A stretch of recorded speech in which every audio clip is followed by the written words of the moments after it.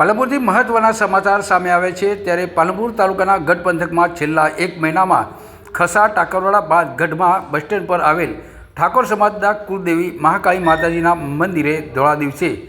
માતાજીની મૂર્તિ પર રહેલા 400 ગ્રામ ચાંદીના અને 15,000ની કિંમતના 5 છત્રની ચોરી થતાં લોકોમાં ફફડાટ ફેલાયો હતો. જોકે બનાવની ગંભીરતાને લઈને ગઢ પોલીસે સીસીટીવી કેમેરા ચેક કરીને અગાઉ પાટણ તેમજ ડીસામાં ચોરીના ગુનામાં ઝડપાયેલા મૂળ સરસ્વતી તાલુકાના કોઈટા ગામના વતની અને હાલ ડીસા સિંધી કોલોનીમાં રહેતા શાંતિજી પુંજાજી ઠાકોર નામના ઈસમને ચોરીના મુદ્દામાલ સાથે ઝડપી પાડી તેની વિરુદ્ધ આગળની કાર્યવાહી હાથ ધરવામાં આવી છે. જોકે ગઢ પોલીસે ગણતરીના દિવસોમાં જ ચોરીના મુદ્દામાલ સાથે એક ઈસમને ઝડપી પાડતા જ ગઢ પંથકના લોકો પોલીસની કામગીરીને બિરદાવી હતી. ગઈ તારીખ 1/5/2025ના રોજ કોઈ સમયે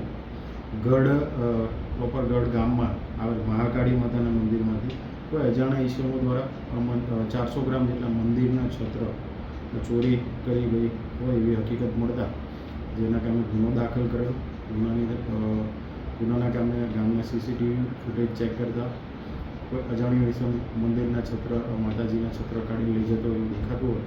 જેના કારણે આગળના વધુ કેમેરા ચેક કરી અને એ કેમેરામાંથી આરોપીના ફોટા લઈ આજુબાજુના પોલીસ સ્ટેશનો જેમ કે મહેસાણા છે, પાટણ છે, એના બોર્ડર એરિયાના જે પોલીસ સ્ટેશનો છે એમને પૂછપરછ કરતાં ત્યાંથી હકીકત જાણવા મળેલ કે સદર ઈસમનું નામ શાંતિજી પૂજાજી ઠાકોર, જે મંદિર ચોરીમાં અગાઉ ડીસા અને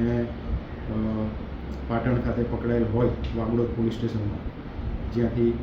એનું પૂરું એડ્રેસ મળતા એના એડ્રેસે જઈને તપાસ કરતાં આરોપી મળી આવેલ અને તેની ઝડપી કરતાં એના કબજામાંથી